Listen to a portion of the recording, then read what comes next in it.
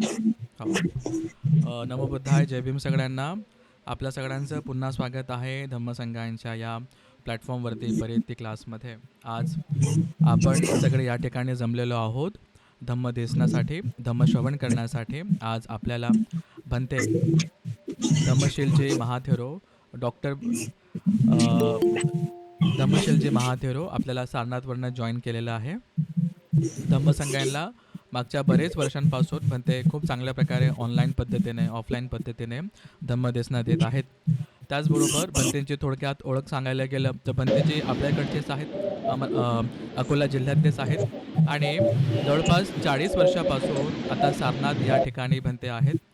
त्याचबरोबर श्रीलंकेच्या sorry सारनाथच्या Thai Buddha विहारामध्ये भंतेजी मागच्या जवळपास 40 वर्षापासून आहेत.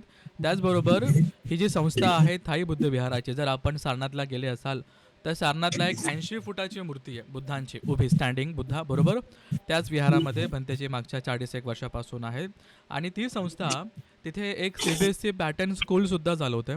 तर भंते मागच्या बऱ्याच वर्षापासून त्या ठिकाणी ॲज अ टीचरसुद्धा होते. आत्ताच ह्या मागच्या म्हणजे 31 मार्चला भंतेजी त्या ठिकाणी ॲज अ प्रिन्सिपल म्हणून रिटायर झाले. त्यासाठी सुद्धा भंतेंचं खूप खूप अभिनंदन आहेत. खूप चांगल्या प्रकारे त्यांनी पाली भाषा शिकवली, बरेच विद्यार्थी घडवलेत आणि खूप चांगल्या पद्धतीने सुत्त आणि विनय खूप चांगल्या प्रकारे दाखवला. जसं आपण मागच्या लेक्चरमध्ये यश भंते यांचं एक उदाहरण सांगितलं माझ्या वडिलांनी, तसंच मी आग्रहाने असे बरेच प्रसंग आहेत की भंतेजी कितीही रात्री समजा प्रवास करून आलेत आणि भुसावळला आलेत आमच्या ठिकाणी मुक्कामासाठी. भले दुपारचे काही 3-4 वाजले असेल की रात्री अपरात्र झाली असेल, पण भंतेजींनी एक काळा चहा किंवा याच्या पुढे काहीच मागितले नाही. बरोबर, एक चहाच्या पुढे काहीच मागितले नाही. म्हणजे विकाल भोजन हे जे सील आहे हे भंतेने अजिबात तुटू दिले नाही. याचा मी आग्रहाने या ठिकाणी आपल्या सगळ्यांना सांगू इच्छितो की इतका प्रवास करून समजा किंवा ह्या वयामध्ये इतका थकवा असताना सुद्धा कितीही कठीण परिस्थितीमध्ये आपलं शील हे तुटता कामा नये याची खबरदारी भंतेने घेतली आहे. त्याचबरोबर माझ्यावरती एक फार चांगले उपकार भंतेंनी केलेत की 2021 साली जेव्हा मला श्रमण व्हायचं होतं, चिवर घेण्याचा एक अनुभव घ्यायचा होता, तेव्हा भंतेंनीच मला सारनाथच्या थाई बुद्ध विहारामध्ये 1 महिना श्रामणेर म्हणून राहण्याची परवानगी दिली. मला चिवर दिलं. 1 महिना मी श्रामणेर धर्माचं त्या ठिकाणी पालन केलं. त्यासाठी सुद्धा भंतेंचा खूप खूप उपकार आहे, खूप खूप आभार आहेत. आज या ठिकाणी भंते आपल्याला धम्म देसण्यासाठी लाभलेले आहेत. मी भंतेंना याचना करतो, भंतेजी आम्ही तुम्हाला पंचशीलसाठी याचना करू, तुम्ही आम्हाला कृपा करून सील द्या आणि त्याच्यानंतर आम्ही धम्म देसण्यासाठी आपल्याला याचना करू भंतेजी. ठीक आहे, मी स्वतः याचनेला सुरुवात करतो. इतरांनी प्लीज आपला माईक बंद ठेवा. मीच भंतेंच्या मागे बोलेल, म्हणजे माईकचा जो इको आहे तो येणार नाही. ठीक आहे, ठीक आहे भंतेजी. जी जी जी, बहुत अच्छा. साधु साधु. साधू साधू. हो, 1 मिनटं. चालेल. ओकासवन्दामि भन्ते द्वारद्वयेन मया कृतं सभ्यं अपराधं क्षमतु मे भन्ते. द्वितीयम्पि ओकासवन्दामि भन्ते द्वारद्वयेन कृतं मया सभ्यं अपराधं क्षमतु मे भन्ते. तृतीयम्पि ओकासवन्दामि भन्ते द्वारद्वयेन कृतं मया सभ्यं अपराधं क्षमत मे भन्ते. ओकास अहं भन्ते तिसरणेन सह पञ्चशीलं धम्मं याचामि अनुग्रहं कृत्वा शीलं देथ मे भन्ते. द्वितीयम्पि ओकास अहं भन्ते तिसरणेन सह पञ्चशीलं धम्मं याचामि अनुग्रहं कृत्वा शीलं देथ मे भन्ते. तृतीयम्पि ओकास अहं भन्ते तिसरणेन सह पञ्चशीलं धम्मं याचामि अनुग्रहं कृत्वा शीलं देथ मे भन्ते. यमहं वदामि तं वदेथ. आं भन्ते. नमो तस्स भगवतो अरहतो सम्मा सम्बुद्धस्स. नमो तस् भगवतो अरहतो सम्मा सम्बुद्धस्स नमो तस् भगवतो अरहतो सम्मा सम्बुद्धस्स नमो तस् भगवतो अरहतो सम्मा सम्बुद्धस्स बुद्धं शरणं गच्छामि बुद्धं शरणं गच्छामि धम्मं शरणं गच्छामि धम्मं शरणं गच्छामि संघं शरणं गच्छामि संघं शरणं गच्छामि द्वितीयम्पि बुद्धं शरणं गच्छामि तृतीयंपि बुद्धं शरणं गच्छामि तृतीयम्पि धम्मं शरणं गच्छामि तृतीयंपि धम्मं शरणं गच्छामि तृतीयम्पि संघं शरणं गच्छामि तृतीयंपि संघं शरणं गच्छामि तृतीयम्पि बुद्धं शरणं गच्छामि तृतीयंपि बुद्धं शरणं गच्छामि तृतीयम्पि धम्मं शरणं गच्छामि तृतीयंपि धम्मं शरणं गच्छामि तृतीयम्पि संघं शरणं गच्छामि तृतीयंपि संघं शरणं गच्छामि शरणगमन सम्पूर्णं आं भन्ते पाणातिपाता वेरमणि सिक्खापदं समादियामि पाणातिपाता वेरमणि सिक्खापदं समादियामि अदिन्नदाना वेरमणि सिक्खापदं समादियामि अदिन्नदाना वेरमणि सिक्खापदं समादियामि कामेषु मिच्छाचारा वेरमणि सिक्खापदं समादियामि कामेषु मिच्छाचारा वेरमणि सिक्खापदं समादियामि मुसावादा वेरमणि सिक्खापदं समादियामि मूसावादा वेरमणि सिक्खापदं समादियामि दूरामेरयमज्जपमादट्ठाना वेरमणि सिक्खापदं समादियामि शूरामेरयमज्जपमादठाना वेरमणि सिक्खापदं समादियामि तिसरणेन स पञ्चशीलं मनसाधुकं सुरक्षितं त्वपमादेन शीलसम्पादेथ आं भन्ते साधु साधु साधु साधु साधु साधु साधु साधु हां साधुकार आहे साधू साधू साधू खूप खूप धन्यवाद बनतेजी आपण बहुत वेळात वेळ अच्छा काढून या ठिकाणी आलात आम्हाला धम्म देसना देण्यासाठी कालेन धम्मचा वर्णन कालेन धम्मचा कच्छा खूप चांगल्या पद्धतीने आमच्याकडनं जी कुशलकर्म व्हावं यासाठी भिक्षू संघ नेहमी तत्पर असतो आणि आपण आमच्या या विनंतीला होकार देऊन या ठिकाणी ऑनलाईन पद्धतीने का होईना धम्म दिसण्यासाठी आलात जी जी त्यासाठी खूप जी खूप बहुत अच्छा धन्यवाद बनतेजी मी या हाँ ठिकाणी आमच्या सगळ्यांच्या वतीने आमच्या कल्याणासाठी आमच्या पारमी पूर्ण व्हावा आमच्या पुण्य पारमी पूर्ण व्हावी ह्या उद्देशाने बनतेजी आपल्याला विनंती करतो की आपण आम्हाला बुद्धवचन सांगून धम्म सांगून आमच्यावरती अनुकंपा करावी भंतेची मी आपल्याला विनंती करतो आपण आम्हाला धम्म देसण्यात यावी भंतेची साधू साधू साधू साधू साधु साधु साधु बहुत अच्छा साधु साधु बहुत अच्छा पास है जय वंदामि भन्ते सुखिरा सुखिरा वंदामि नमो भन्ते तस्स भगवतो अरहतो सम्मा सम्बुद्धस्स नमो तस्स भगवतो अरहतो सम्मा सम्बुद्धस्स नमो तस्स भगवतो अरहतो सम्मा सम्बुद्धस्स महाकारुणिक भगवान तथागत सम्यक संबुद्ध त्रिरत्नों को मैं प्रणाम करता हूँ और ये हम लोग को धर्म दिया अथक परिश्रम करके वो पूजनीय परम पूज्य डॉक्टर बाबा साहब अम्बेडकर को मैं प्रणाम करता हूँ और आप सभी श्रद्धा संपन्न उपासक उपासिका आप सबको जो भी उपस्थित इस क्लास को अटेंड कर रहे हैं और जो सुन भी रहे हैं अन्य जगह भी आप सबको हार्दिक मंगल कामना आशीर्वाद। भगवान तथागत सम्यक संबुद्ध ने धम्मपद में कहा है कि तेसं संपन्न शीलानं अपमादं विहारिणं समदन्या विमुक्ता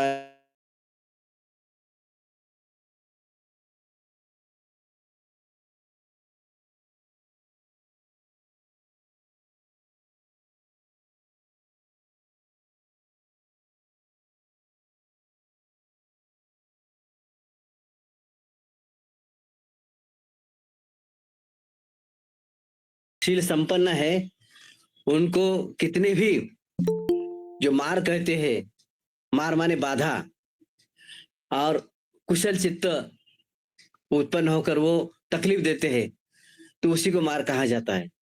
तो वो जब श्रद्धा संपन्न उपासक उपासिका या जो भी ज्ञान अर्जित किए हुए पूजनीय भिक्षु है, तो ऐसे मार्ग को वो धीरे धीरे धीरे कम करके अपने मार्ग को नहीं छोड़ते, अर्थात मार्ग को वो परास्त करते हैं। लेकिन क्यों? क्योंकि वो शील का पालन करते, धम्म का पालन करते हैं। जैसे कि शुरुआत में आपने त्रिशरण पंचशील ग्रहण किए, तो ये हमारे बौद्ध धर्म की प्रारंभिक धम्म श्रवण करने की, धम्म पालन करने की एक परंपरा, एक प्रथा है, और एक ये है फर्स्ट स्टेप जिसको कहा जा सकता है। और उसके बाद फिर हम लोग आगे बढ़ते। जैसे कि हमारे इतिहास में, चाहे प्राचीन काल हो या मध्यकाल हो या वर्तमान काल में हो, उसमें जितने भी महापुरुष हुए हैं, चाहे वो सामाजिक कार्य में हो या धार्मिक कार्य में हो या राजनीतिक कार्य में हो, वो सबसे एक प्रकार से अलग, लेकिन वो बुद्ध के मार्ग पर चलकर ही वो महान हुए, श्रेष्ठ हुए, क्योंकि उनके कार्य उस तरह के थे। और उन्हीं में, उन महापुरुषों में, जैसे कि कल हम लोग जयंती उनकी मनाई, और फिर उसके बाद उनके विचारों की चर्चा की। जैसे कि सम्राट अशोक महान जिसको कहा जाता है, सम्राट अशोक, मैं थोड़ी सी आपको जानकारी देना चाह रहा हूं कि ये सम्राट अशोक सबसे पहले तो मौर्य साम्राज्य में 3 प्रसिद्ध सम्राट हुए।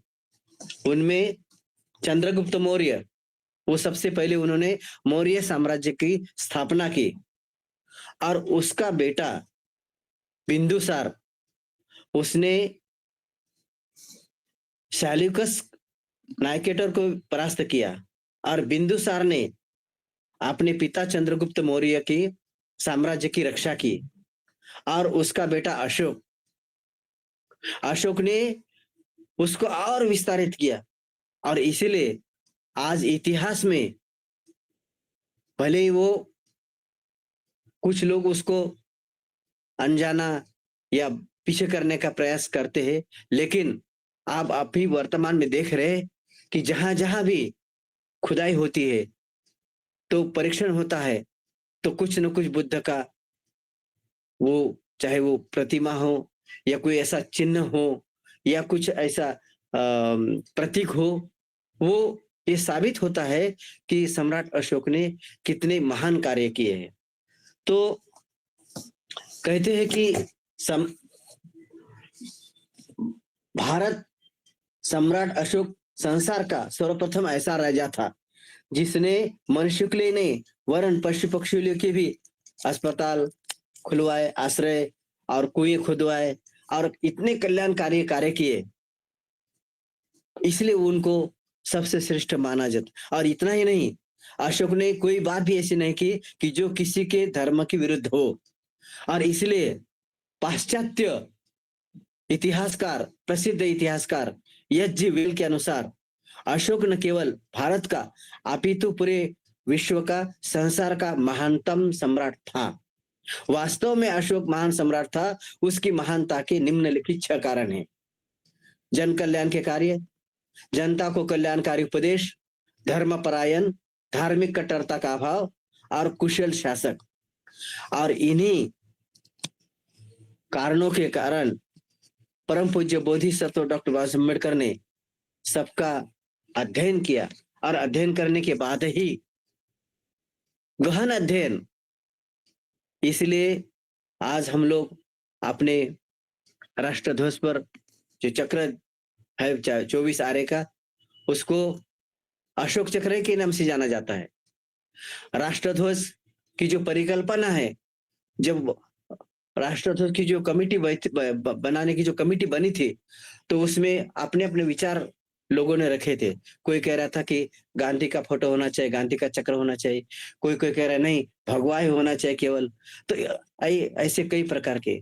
लेकिन जब बाबा साहब का मन जब मत प्रकट विचार करने का जब बारी आई, तो उन्होंने स्पष्ट रूप से कहा कि यह भारत बुद्ध देश का है, भारत का बुद्ध देश है, क्योंकि बुद्ध के कारण ही पूरे संसार में सुख, शांति, समता, बंधुत्व, मैत्री, करुणा इसी से चलता है। अन्यथा दूसरे लोगों ने जो सत्ता हासिल की, वो केवल आपके शस्त्र के आधार पर या अन्य जो व्यवस्था बनी है उससे। तो इसीलिए परम पूज्य बाबा साहब अम्बेडकर ने सम्राट अशोक का उदाहरण देकर वो चाहे राष्ट्र ध्वज निर्माण में अपनी अहम भूमिका निभाई। फिर उसके बाद जो जितने भी उनके जो कार्य है उसका अध्ययन करके अपने भारतीय संविधान में भी उसको अंगीकृत किया गया। क्योंकि अशोक महान का कार्य जैसे अभी बताया कि उस समय जितना अभी विकसित है उतना विकसित नहीं था। तो क्या था, पूर्ण मतलब जंगल था, तो उसमें पहले रास्ते बनवाए। फिर उसके बाद रास्ते बनवाने के बाद क्या किया कि दोनों किनारे वृक्ष लगवाए, जिससे कि यात्री उस पे वृक्ष के नीचे बैठेंगे, अपना आराम करेंगे। फिर उसके बाद दूर दूर जाके पानी पीने के कुएं खुदवाए, और उसके बाद आश्रय माने कि जहां यात्री सूरज डूबने के बाद कहाँ रहेंगे, तो इसलिए आश्रय स्थान बनवाए। तो और इतना ही नहीं, उन्होंने ऐसी घोषणा की थी कि मेरे राज्य में हर व्यक्ति सुख और शांति से रहना चाहिए, किसी प्रकार का किसी को कष्ट नहीं होना चाहिए। किसी की अगर कोई समस्या हो तो और वो 24 घंटे मैं उसकी समस्या सुनने के लिए तैयार हूं, चाहे वो किसी भी समय, किसी भी वेश में, किसी भी कभी भी आ सकता है। तो इस तरह से वो इतना बड़ा महान सम्राट अशोक, उनके कारण ही, उनके कार्यों के कारण ही परम पूज्य बाबा साहब अम्बेडकर ने उनके अध्ययन करने के बाद अपने संविधान में ये किए। तो इस तरह से आज कुछ लोग उसको अलग करते हैं या बांटने का प्रयास करते हैं या फिर हमारे, लेकिन वो और एक बात है कि सम्राट अशोक को परम पूज्य बाबा साहब अम्बेडकर ने ही सामने लाया। आज भी इतिहास में बहुत से कम लोग उनका स्मरण करते हैं या इतिहास में तो है, लेकिन कोई नाम नहीं लेना चाहता, उनका कोई क्यों अनुकरण नहीं करना चाहता। क्यों? कि उनकी शिक्षा सरल थी, साधारण थी, और उनका जो मेन मुख्य उद्देश्य था मानव कल्याण, और मानव कल्याण के कारण ही वो आज हम लोग वो 2500 या 400 साल बाद भी हम लोग उनका स्मरण करते हैं, उनके गुणों का स्मरण करते हैं। और इसीलिए अब देखिए उन्होंने जो कार्य किया है, जैसे कि 84,000 धर्मस्कंध, 84,000, तो उसमें मॉन्यूमेंट्स, उसमें चैत्य, छोटे छोटे स्तूप, बड़े बड़े चैत्य, तो जैसे कि कोई स्तूप बनाया है, लेकिन बड़ा स्तूप आप देखते सांची का स्तूप सबसे बड़ा स्तूप है। फिर उसके बाद धम्मिक स्तूप सारनाथ का, और बड़े बड़े विहार। अभी भारत का ऐसा कोई भी राज्य नहीं कि उसमें खुदाई करने के बाद कुछ नहीं मिलेगा। अभी कहते महाराष्ट्र में रत्नागिरी में कहते कि कितनी 80 फीट की प्रतिमा है, कहते लेटी हुई। अभी अभी कल धम्म चर्चा में बात हो रही थी। लेकिन अभी क्या है, पीयून भी वही और पीएम भी वही, मानसिकता वही है। इसलिए और एएसआई में जितने भी लोग हैं वो भी उसी माइंडेड के हैं। ये तो भारत आजाद होने के पहले, और कुछ लोग वो अंग्रेजों ने, जैसे अलेक्जेंडर, दयाराम साहनी, राखलदास बैनर्जी, और भी लोग हैं, उन्होंने खनन किया और फिर पाया कि ये बहुत बड़ा विशालकाय कार्य है सम्राट अशोक का, तो इसलिए उनको आगे बढ़ाया। तो आज क्योंकि उन्होंने इतना ही नहीं, तो जब कहते कि अ, कलिंग का युद्ध उन्होंने जीता, तो कहते कि उनकी भाई की पत्नी वो अपना बच्चा लेके खूब दुख प्रकट कर रही, क्योंकि खून की नदियां बह रही थी और सैनिक इतने मरे थे। तो किसी का बेटा, किसी के पिता, किसी की माँ, किसी का चाचा, इस तरह से। तो वो बच्चे को अपने गोद में लेकर खूब दुख प्रकट कर रही और क्या कह रही, बहुत। फिर उसके बाद सम्राट मतलब अशोक धीरे से पीछे से आए और देख रहे। तो उन्होंने पूछा कि मैं अभी सबको मतलब जीत लिया हूँ। तो वो क्या कहती उत्तर में, कहते ठीक है अशोक, आपने तो सब कुछ जीत लिया, लेकिन आपने जीतने के बाद क्या किया? हाँ, आप किस पर करेंगे शासन? देखिए आपके सामने खून की इतनी नदियां बह रही, किसी का हाथ कटा है, किसी का पैर कटा है, किसी का सर टूटा है, और किसी किसी का भाई चला गया, किसी का पिता चला गया, किसी की माँ चले गए, किसी का क्या क्या। तो कह रहे, तो कहते कि अब क्या करना चाहिए? तो कहते कि आपको जो किया है उसके विरुद्ध, अर्थात मैत्री, करुणा, उसको आपको मतलब अनुसरण करना चाहिए, तब कुछ हो सकता है। और कहते कि वही बच्चा, कहते बाद में वो बड़ा होने के बाद, कारण भगवान बुद्ध की शिक्षा, भगवान बुद्ध का प्रचार प्रसार हर सब उस समय भी धीरे धीरे होता था। तो कहते वो मोगली पुत्र तीसरा स्थविर जो बोलते हैं ना, वो उन्हीं का चाचा का लड़का। तो वो कहते हैं कि वो भिक्षु बना और सबसे पहले गुरु उसी को माना, और फिर बाद में उन्होंने इतना उसको इंस्पायर किया, इतना प्रभावित किया कि बाद में वो धीरे धीरे धीरे धीरे वो एकदम वो धम्मा अशोक बन गया। कल ही मैं थोड़ा सा वो आपके नागपुर के धनंजय वंजारी उनका स्तर का सुन रहा था, तो उन्होंने अशोक तो ठीक है, माने नहीं है, शोक माने किस कोई भी पीड़ा, कोई दुख, कोई दर्द नहीं है, इसलिए उसको अशोक कहा गया। लेकिन धम्माशोक कब कहा गया? धम्माशोक तब कहा गया कि जब उन्होंने बुद्ध के मार्ग पर चले, मैत्री, करुणा, मुदिता, समता, बंधुत्व, न्याय, इसका पालन किया, तब वो धम्माशोक कहा गया। और इसलिए उनका जो हम लोग सारनाथ का जो देखते हैं राष्ट्रीय चिन्ह जिसको कहते हैं, उसमें भी पहले तो 4 सिंह शेर है। वो 4 शेर का मतलब ही है कि चारों दिशा में भारत की रक्षा कर रहा है, ठीक है। फिर उसके बाद उसके नीचे दिया है बैल है, हाथी है, घोड़ा है और हिरन है। तो ये क्या है? बैल विशाल का है, हाथी का भी विशाल का है, लेकिन सौम्यता। मैंने तो इतना धम्म का काम किया, जैसे कि पूरे भारतवर्ष में, चाहे वो आ, किसी भी राज्य में, जैसे सारनाथ का स्तूप है, सांची का स्तूप है, और बड़े बड़े विहार है, प्रतिमाएं हैं, धम्म का पालन। तो वो कहते हैं कि आपने सब कुछ किया, ठीक है, लेकिन जब तक आप अपने खुद का स्वयं पुत्री या पुत्र, जब तक आप भिक्षु संघ को दान नहीं करेंगे और वो धम्म का पालन नहीं करेंगे, तब तक आपका वो पूरी तरह से, तो देखिए वो कितना महान व्यक्ति, वो वो ये नहीं कहा कि मैं तो इतना क्या अभी क्या करना है, वो लोग पता नहीं मतलब बहाना नहीं किया।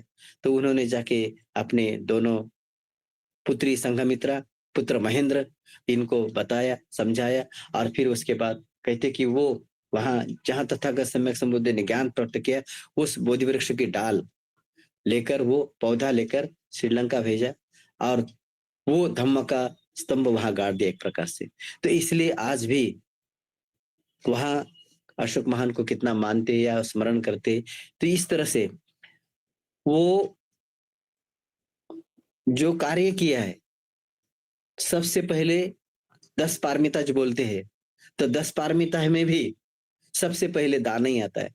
तो दान माने कि देना, लेकिन कैसे देना? चित्त मुक्त होकर, माने कि क्लेश रहित जिसको कहा जाता है। क्लेश रहित माने कि आसक्ति भाव नहीं होना चाहिए, अटैचमेंट नहीं होना चाहिए किसी चीज के प्रति, और वो जब दान देते हैं तब वो शुद्ध। तो दान भी कई प्रकार का है। कितने प्रकार के बताए कि वो अंगुत्तर निकाय में 2 प्रकार के दानों की चर्चा आती है, आमिष दान और धर्म दान। इसी तरह त्याग और परित्याग ये 2 विभाग किए जाते हैं। इनमें धर्म दान और धर्म त्याग अर्थात परित्याग को प्रधान माना गया है। जिस प्रकार की दान दिया जाता है, जिस प्रकार व्यक्ति को दान दिया जाता है, उसी को उसका फल उसको मिलता है। दीघ निकाय में दान के भी 4 और अन्य प्रकार बताए गए कि सकच्च दानं अर्थात भली भांति दान किया, स्वहत दानं माने खुद होकर दान देना, चित्त मनपूर्वक प्रसन्न होकर, और फिर उसके बाद अनपवित्र दानं अर्थात अखंडित दान देना। तो इस तरह से दान का बहुत बड़ा महत्व है। फिर उसके बाद आता है भयदान, भय से मुक्त होकर दान देना, अदासीमेति दानं अर्थात अदृश्य दान देना, दस्सतीति दानं दिखाई देने वाला दान देना, सकच्च दानं अच्छा दान देना। तो ये अहं पचामी इमे न चित्तं पचंतो अपचातं दानं ददातु दान, मैं पकाता हूँ ये नहीं पकाते, इस तरह से जो मन में क्लेश आता है वो ऐसे इस प्रकार दान करते, वो क्लेश रहित दान नहीं हो सकता। श्रद्धा से दान देना, सकच्च दान देना, समय पर दान देना, इसी तरह और सूचि दानं, पतित दानं, कालेन दानं, कपीय दानं, विवेच्य दानं। तो इस तरह से कई प्रकार के दान इसमें बताए गए। तो और जब व्यक्ति कुशल कर्म करता है, पुण्य का संचय करता है, तो उसका मन अधिक से अधिक पवित्र होकर वो खुद दान दे। जैसे कि हम लोग अनाथ पिंड का नाम सुनते हैं, तो अनाथ पिंडक उसका पहले नाम था सुदत्त, और वो दान का नाथों का अनाथ माने कि जो अनाथ लोगों को दान करता था, भोजन दान, कपड़ा दान और साधु संतों को ये, तो इस तरह से वो सुदत्त का हुआ वो अनाथ पिंडक। और जब उसको जानकारी हुई, भगवान बुद्ध के शरण में आया, तो कहते कि वो उसने संकल्प किया कि मेरे द्वारा भगवान तथागत सम्यक संबुद्ध को और भिक्षु संघों को बैठने के लिए, धम्म चर्चा करने के लिए, ध्यान साधना करने के लिए किसी प्रकार की परेशानी न हो, कष्ट न हो, इसलिए मैं अपनी जमीन, अपनी भूमि मैं दान देना चाहता हूँ।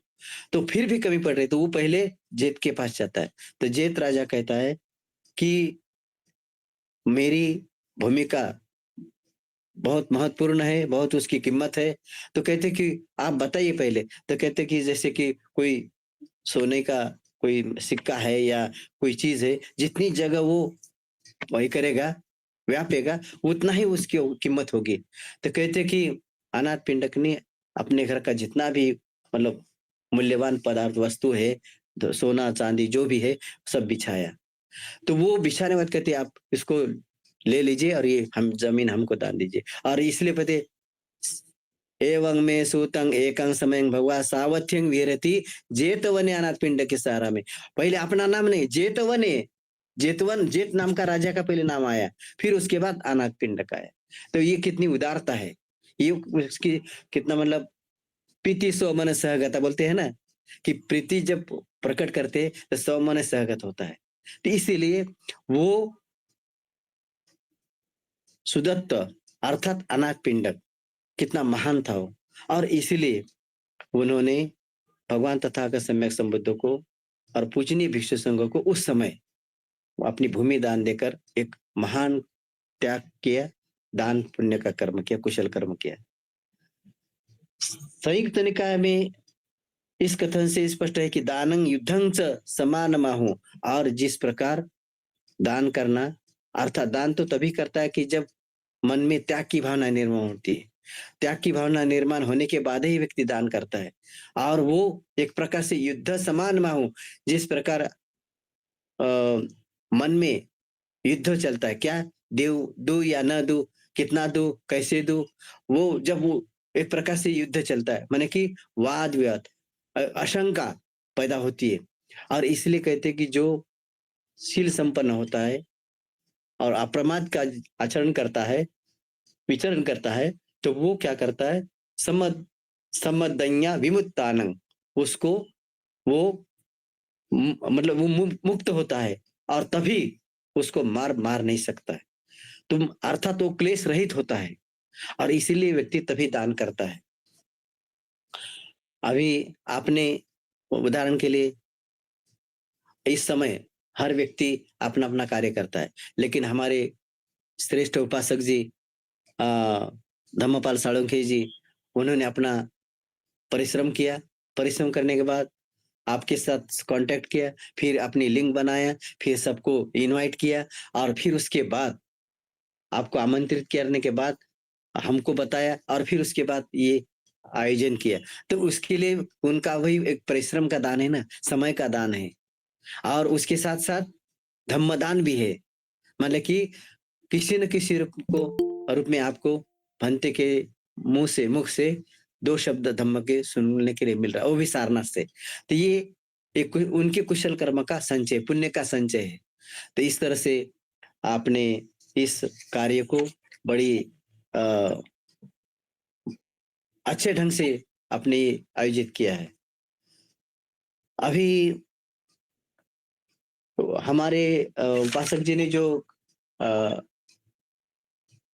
विषय दिया था, दान और शील का महत्व। अभी शील का दान का तो महत्व हो गया। शील माने वही सदाचार, हाँ, पंचशील है। दैनंदिन जीवन में शील पालन करना चाहिए, जिससे कि चित्त शुद्ध होता है, पवित्र होता है, और हर कार्य करने में प्रसन्नता मिलती है, और उससे प्रशंसा होती है।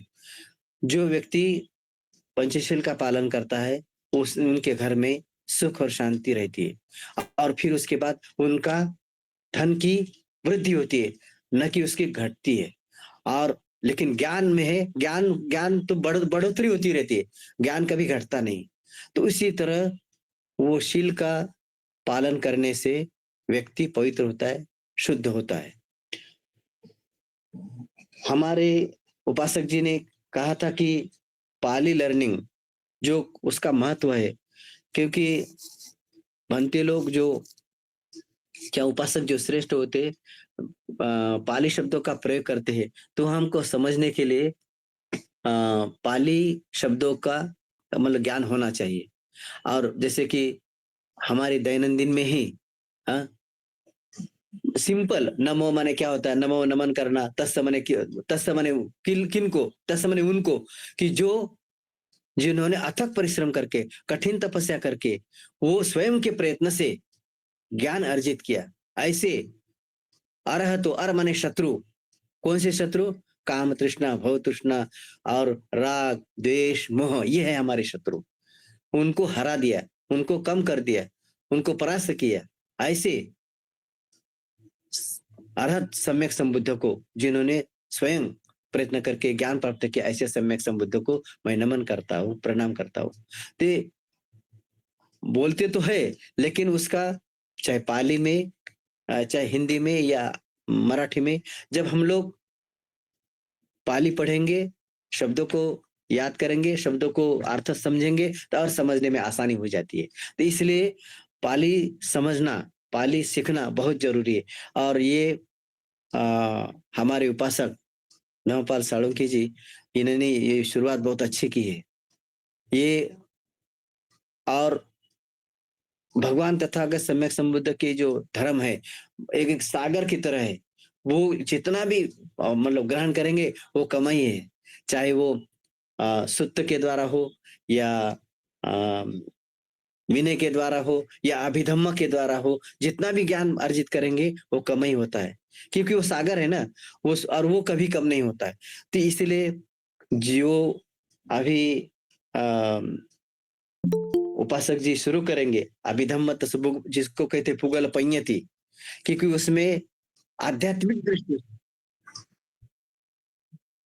अच्छा, अच्छा, अच्छा, हाँ, बहुत अच्छा, ठीक है। लेकिन पहले ये शुरुआत करिए, है ना? तो उस जो मतलब समझने योग्य हो, पहले भूमि तैयार करके, है ना? अभिधम्म तैयार करिए।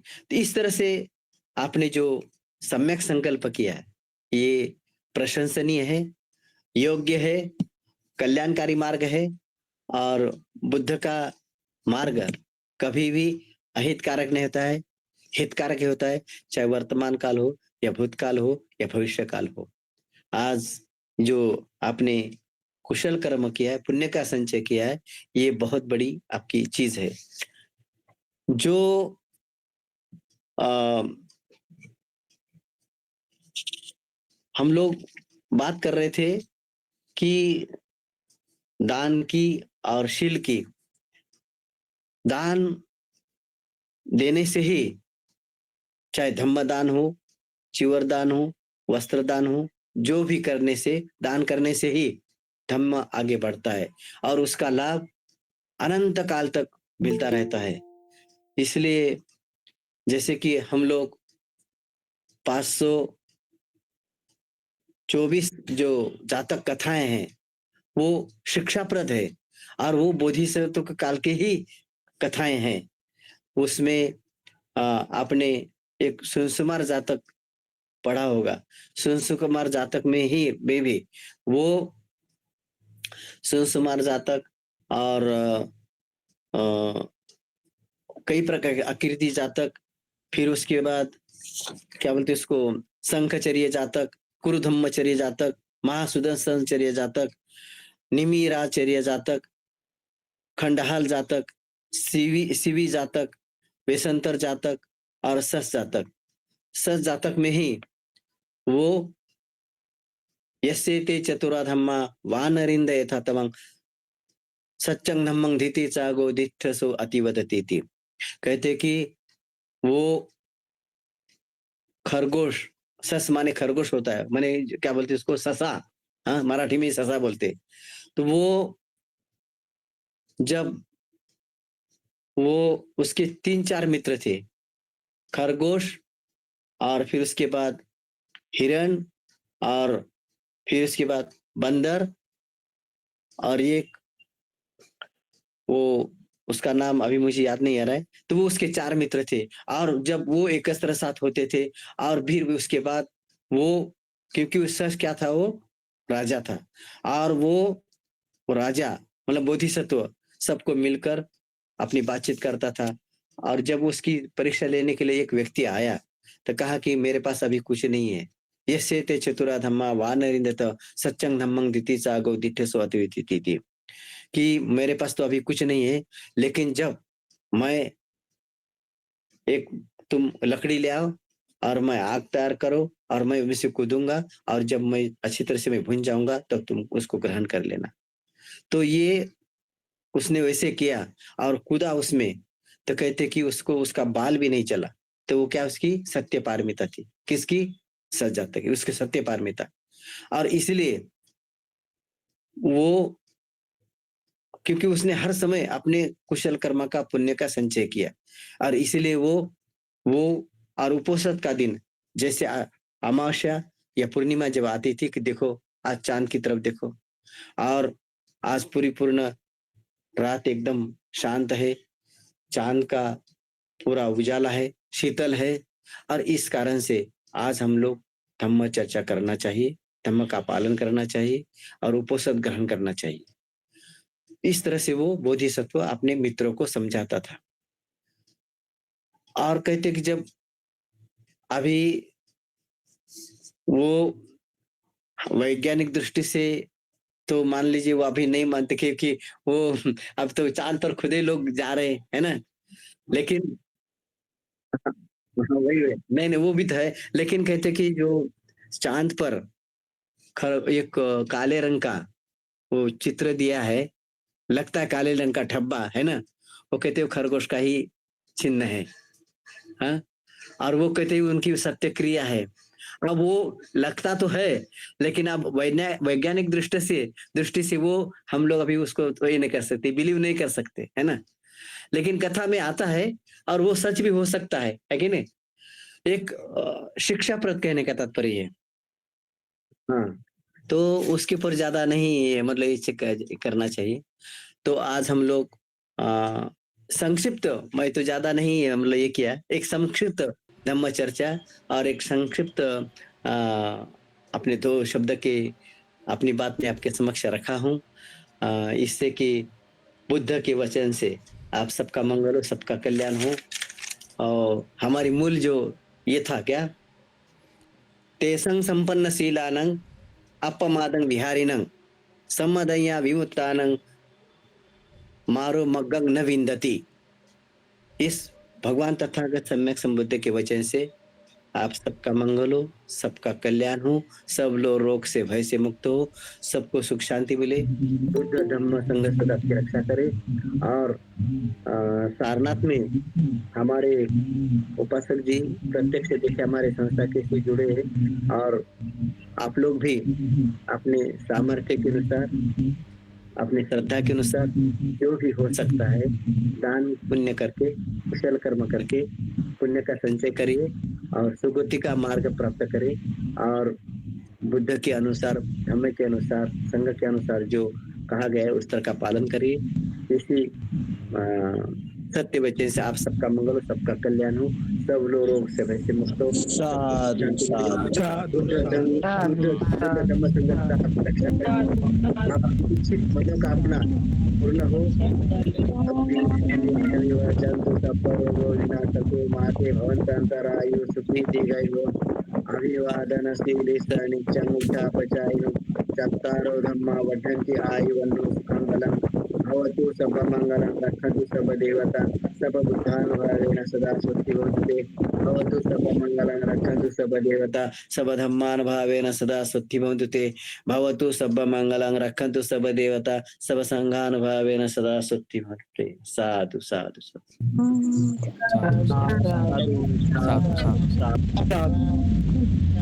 जी बहुत बहुत साधुकार साधुकार है बनते जी, बहुत बहुत धन्यवाद बनते जी।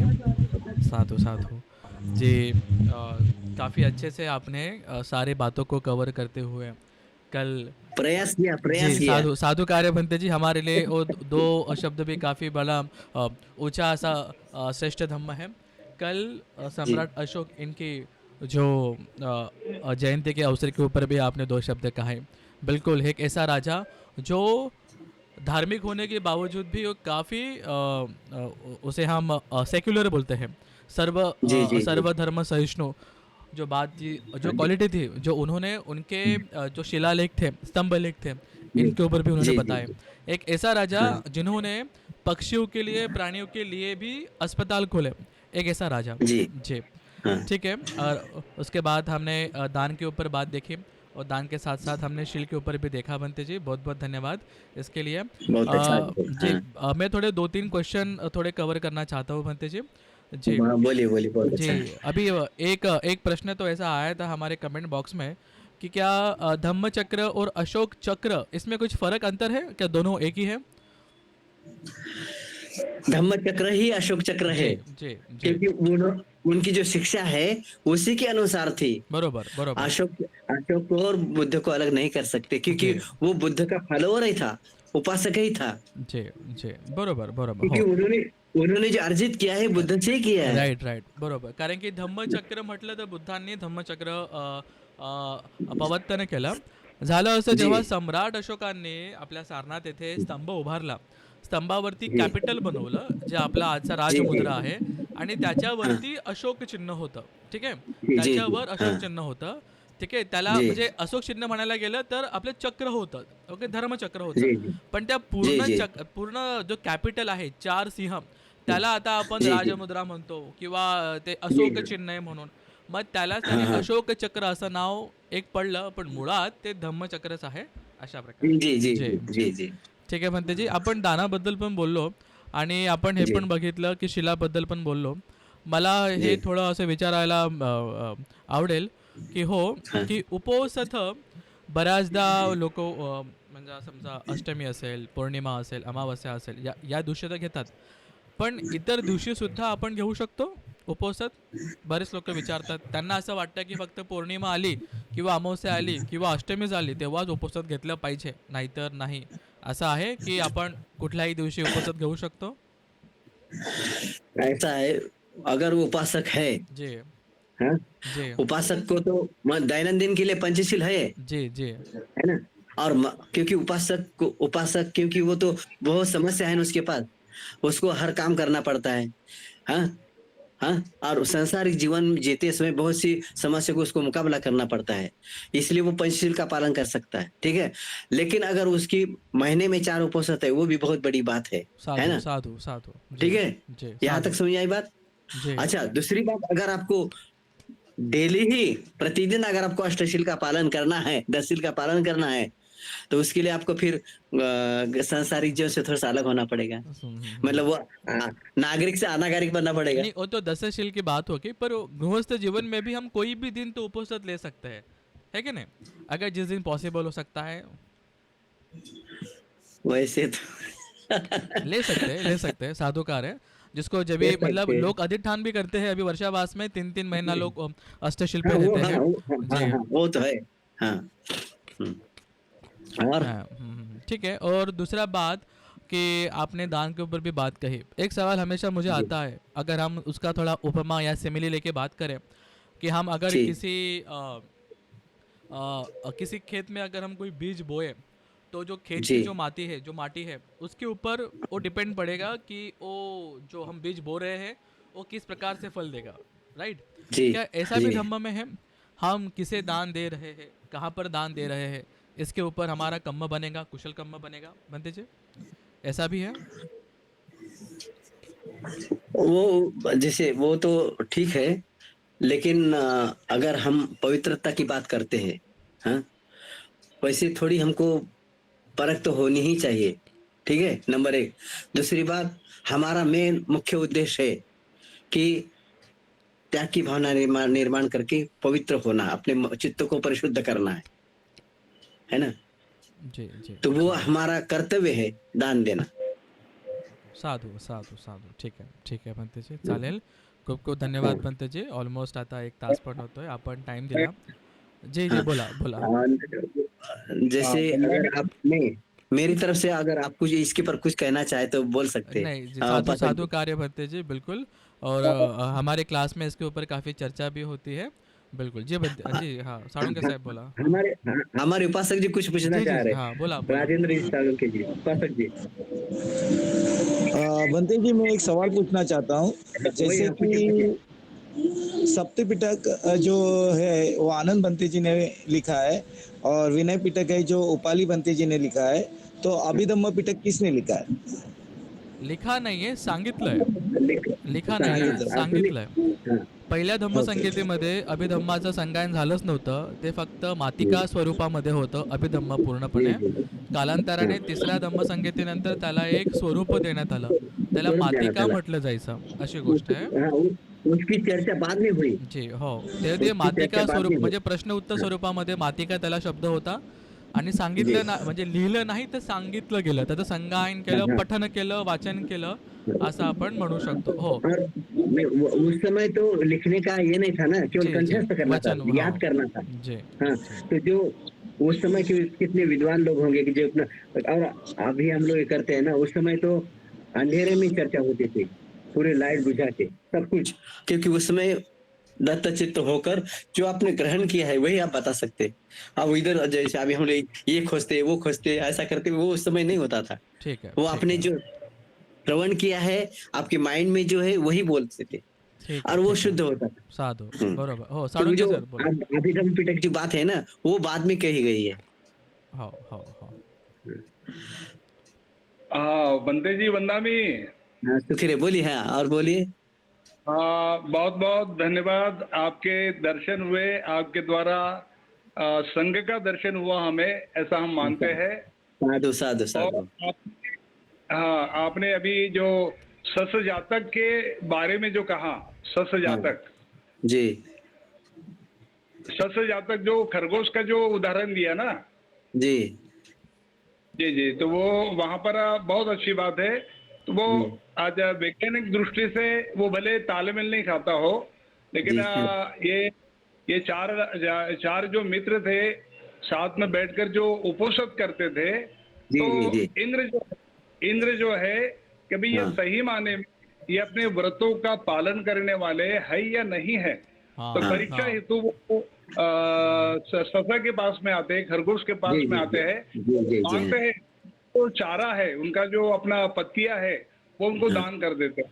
जी लेकिन दूसरे फिर उपोषित है, फिर वो मांगने के लिए आते हैं, वो दे देते हैं, लेकिन एक दिन ऐसा होता है उनके पास में नहीं होता। तो कुछ नहीं कहते होता हैं कि भाई है बिना दान दिए तो नहीं चलेगा, लेकिन जी आप कुछ लकड़ियां एकत्र करिए, पाला एकत्र करिए, उसे जलाइए, मैं अपने आप को उसमें झोंक दूंगा, और हाँ झोंकने के बाद में जो मांस जल जाएगा उसको आप सेवन करिए। अब जी जी इंद्र जो है, इंद्र को तो परीक्षा लेनी है, जी उनको भाई आप मरे या ना मरे मुझे लेना ही, लेकिन परीक्षा करना जो आपने कहा है जी उसका जी जी अपन पालन करना है या नहीं है। तो ठीक है बोले ठीक है, अग्नि प्रज्वलित की गई और बोधि सत्व ने खरगोश ने अपने आप को उसमें झोंक दिया। तो होता है कि भाई अग्नि जलती है, लेकिन उनके बदन का एक रोम भी नहीं जलता है। तो जी जी ब्राह्मण असली रूप धारण करते हुए इंद्र बनने के बाद में अपना रूप बताते हैं और वंदन करते हुए वो जनता को बताना चाहते हैं, दुनिया को बताना चाहते हैं कि देखो एक खरगोश जाति में होने के बाद में भी इतना दृढ़ संकल्प और व्रत का पालन कर रहे हैं। तो जी दुनिया जी के लोगों, आप भी इस प्रकार व्रत का पालन करिए। तो एक पेंटिंग के रूप में वो वहां जाकर तो अलग अलग है, लेकिन यहाँ से अगर कोई आदमी, कोई अपनी जनता अगर श्रद्धा से देखना चाहे पूनम के दिन, तो दो पैरों के ऊपर दोनों हाथ सामने करते हुए और कान ऐसे खड़े करते हुए ऐसे खरगोश दिखाई देता है, अगर ठीक जी तरह से जी अगर देखे, पहुंच जी जाने जी के बाद तो नहीं, लेकिन यहाँ से दिखाई देता है। ठीक है, तो साधु साधु, बंधु जी, धन्यवाद धन्यवाद मैंने जी जी 1 तारीख से उपोषित का धारण किया है, मेरे पास कंटिन्यू उपोषित चल रहा, आज का 6वां दिन है, और आपसे धर्म भी सुना है। तो दान और धर्म तो सुना, लेकिन दान भी हो जाना चाहिए। तो मैं अभी इस प्रवचन के बाद में मैं 1000 का दान अपने विहार के लिए भेज रहा हूँ। बंते जी साधु स्वीकार साधु करिए। साधु अनुमोदामी बहुत अच्छा ठीक है बरोबर, दानावरती आपण येत होतोच. जसं आपण काही वेळाआधी भंतेंची धम्मदेसनासुद्धा आयोजित केली होती, तेव्हासुद्धा हा विषय मांडण्यात आला की जसं आपल्याला बुद्धगयेला भरपूर विहार दिसतात. जे लोक बुद्धगयेला दिलेत तिथे अनेक देशांचे अनेक विहार आहेत. बरोबर, महाराष्ट्र संघाचं म्हणा तिथे विहार अजून नाही आहे बुद्धगयेमध्ये, असेल तर फार लांब आहे. आणि हाँ आहे सारनाथमध्ये आहे आहे हाँ आहे हाँ म्हणजे हाँ आहे, पण म्हणजे हाँ की प्रत्येक भंतेने आपलं एक इंडिव्हिज्युअल असं एक विहार बनवलंय, हे बुद्धगयेची गोष्ट आहे. पण तसं जी सारनाथमध्ये नाही आहे. आता भंते हाँ मागचे 30 ते 40 वर्षापासून सारनाथमध्ये आहे आणि मागच्या 10-1 वर्षापासून भंतेंची त्या ठिकाणी खूप चांगल्या पद्धतीने प्रयत्न सुरू आहेत की चांगल्या पद्धतीने तिथे महाराष्ट्रीयन विहार म्हणा किंवा महाराष्ट्रीयन लोकांची येण्याची सोय व्हावी, राहण्याची सोय व्हावी. खूपच जवळ सारनाथच्या धम्मेक स्तूपाच्या भरपूर जवळ अशा ठिकाणी भंतेंनी खूप चांगल्या प्रकारे एक विहार आणि त्याचबरोबर काही यात्रेकरूंसाठी काही धम्मयात्रेकरूंसाठी तिथे सोय व्हावी म्हणून एक खूप चांगल्या प्रकारे विहार बनवण्याचा त्या ठिकाणी भंतेंचा उद्देश आहे. काम सुरू झालेलं आहे, बरंच काम सुरू झालेलं आहे. ह्या दानामध्ये, या विहाराच्या दानामध्ये ज्यांना ज्यांना आपला पुण्यकर्म करायचं असेल, दानकर्म करायचं असेल, ते भंतेंशी संपर्क साधू शकतात आणि त्यांना दान वगैरे देऊ शकतात. जोपर्यंत विहार असेल, जोपर्यंत संघ हाँ त्या ठिकाणी असेल, जोपर्यंत जी जी धार्मिक यात्रेकरू धम्मेक हाँ स्तूपला बघायला, सारनाथला बघायला जेव्हा जेव्हा जातील आणि त्या वास्तूमध्ये वास करतील, तर नक्कीच त्या जी वास्तूचा, त्या विहाराचा उपभोग घेतील. नक्कीच जी जे पुण्य आपण कमवू की त्यांना तिथे राहण्याची व्यवस्था होते. बरोबर, एक जी नामात्र जी काय पुढे दान वेगळे ते तर पुढे असेलच, पण जे आता आपण ॲज अ दान म्हणून देतोय, हे चिर काळापर्यंत बरेच लोकांना दानदात्यांना याचा भरपूर फायदा होईलच. नक्कीच भविष्यामध्ये आपण आपण भंतेंशी संपर्क साधून दान देऊ शकता. जी भंतेजी. हाँ, जी. उपासक जी हो हो. काल दुपारी एक फोन आला होता की त्यांनी 800 रुपये दान पाठवलं एक उपासिका अच्छा अच्छा अच्छा. Okay okay. आमच्या जी ग्रुपमधले होते असं. आमच्या मला ओळखीचे वाटते अच्छा का? आपल्याच ग्रुप मधले. अच्छा चला साधू साधू साधू भंतेजी. जे जे बहुत हो अच्छा हो बहुत हा हा मॅडम बोला चव्हाण मॅडम. हाँ हाँ सर. वंदा मी बनते जी. अच्छा. सुखीरा सर बोला. इथे नंबर नाही सर. ते सर जर दान जर पाठवायचं असेल तर मी भंतेंचा नंबर पाठवतो और भंते जी अभी अपना लेक्चर होने के बाद वो एक क्यूआर कोड का फोटो भी भेज दीजिए, मैं ग्रुप में शेअर कर हाँ, दूंगा. हाँ. ठीक ठीक बहुत अच्छा ठीक आहे बहुत अच्छा ठीक. चालेल. आणि ठीक, साधू कोणीही साधू. पुढे भविष्यामध्ये सारनाथ ठिकाणी जात आहे आणि सारनाथच्या थाई बुद्ध विहारामध्ये जाते ते नक्की भंतेंना फोन करा, भंतेंची भेट घ्या आणि थाई बुद्ध विहार बघाल तर थाई बुद्ध विहाराच्या मागेच विहाराचं काम सुरू आहे, ते सुद्धा आपण बघू शकतात. बरेच लोक गेले आपल्या ग्रुपमधले आधीच. ठीक है. और बंते जी एक बात भी बताना चाहूँगा. अभी कल ही हमने हमारा समझो कि आखिरी लेक्चर लिया पाली का सर्टिफिकेट कोर्स का. 110 लोगों ने एडमिशन लिया था और पढ़ाई करते करते आखिर तक 40-50 लोगों का एक मतलब ग्रुप अभी काफ़ी अच्छी तरीके से पाली अभी उन्होंने पढ़ना शुरू कर दिया है. बहुत अच्छे से उन्हें अभी पाली का ग्रामर भी आ रहा है, जो काफ़ी बड़ी अच्छा. बात है. प्लीज़ इधर आने माइक बंद करा. जी बहुत अच्छा. मतलब अभी शुरुआत तो हो चुकी है. मतलब एक अच्छा सबसे अच्छा छोटी उपासिका हमारे क्लास में है जिनकी उम्र अभी 10 साल है और ऐसे कई सारे लोग हैं जो उनके 30s में 40s में 50s में है और काफ़ी अच्छी तरीके से उन्होंने पाली भाषा या फिर पाली का ग्रामर पढ़ना शुरू कर दिया है, छोटे छोटे वाक्य बनाना शुरू कर दिया है और बिना पेन अच्छा. चलाए हुए अभी वो मराठी का पाली में भी कर देते हैं और पाली का मराठी में भी कर देते हैं. इतना तो हो गया है. साधु जी साधु साधु इतना साधु. कॉन्फिडेंस तो अभी अच्छा. लोगों को आना शुरू हो चुका है भंते जी. हाँ, अभी उपासक जी दूसरी बात, जी जी एक बात जोड़ना.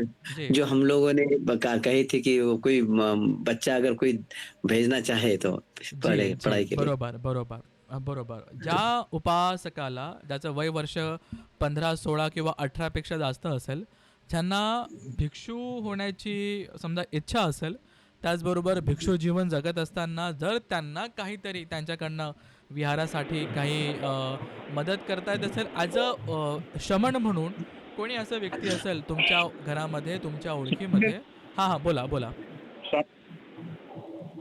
श्रामणेर रिक्षा होऊन जी जी हो घेऊन शामनेरहून कोणाची राहायची इच्छा असेल सारनाथमध्ये तर नक्कीच तुम्ही भंतेशी संपर्क साधू शकतात. बरोबर ठीक आहे. कोणी विद्यार्थी असेल किंवा कोणी उपासकी असेल काही महिन्यांसाठी काही दिवसांसाठी म्हणा किंवा हाँ, बहुत महिन्यासाठी है. साधु 6 साधु. हाँ, महिन्यासाठी म्हणा साधु. 1 वर्षासाठी म्हणा शामनेरहून हाँ. सारनाथमध्ये राहून बरोबर ज्याची इच्छा असेल ते भंतेशी संपर्क साधू शकतात. ठीक आहे.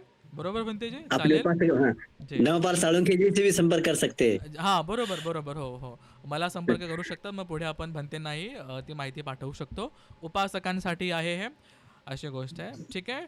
मला वाटतं आपण एखाद 2 प्रश्न कव्हर केलेत भंतेचे, त्याबद्दल आपण अजून काही असेल ते नक्कीच आपण पुढच्या लेक्चरमध्ये पुढच्या धम्मदेसनामध्ये आपण साधु साधु याच्यावरती साधु. चर्चा अनुमोदन. करूयाच भंतेचे. खूप खूप धन्यवाद. बहुत आपण अच्छा. नुकतंच मंगल हो. आपली ॲज अ प्रिन्सिपल म्हणून आपण रिटायर्ड झाले स्कूलमधून. यासाठी आपल्याला पुढच्या आगामी आपल्या काय काय शब्द वापरायचा की पुढच्या आगामी जीवनासाठी परत एकदा खूप खूप आपल्याला अभिनंदन भंतेचे.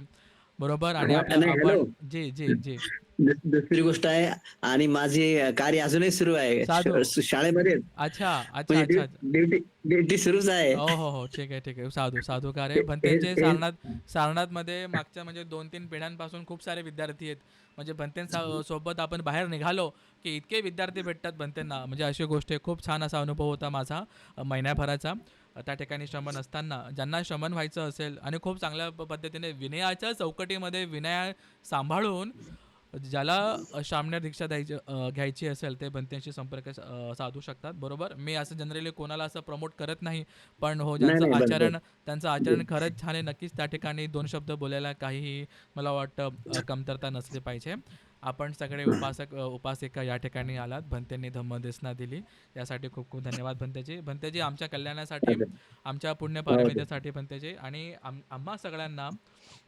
त्याचबरोबर इतक्या काही दिवसांपासून आम्ही ज्या प्रकारे धम्मदेसना ऐकत आहोत किंवा देत आहोत, जे जे पुण्य आम्ही दान धर्म करून सील पालन करून कमवले भंतेजी, हे सुद्धा आम्ही सगळे आपल्याला पुण्यानुमोदन करतो भंतेजी.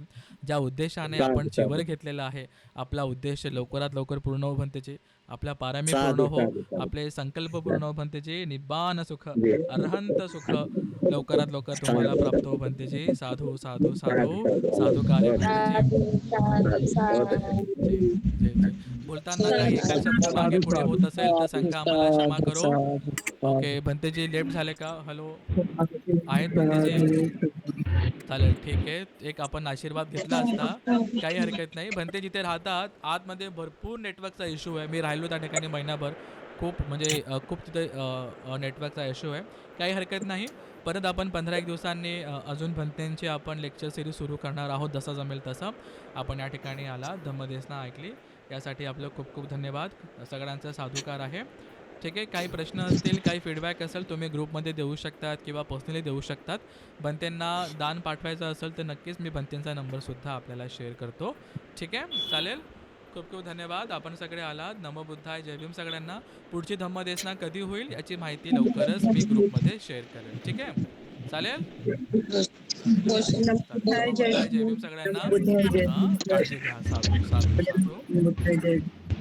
भीम.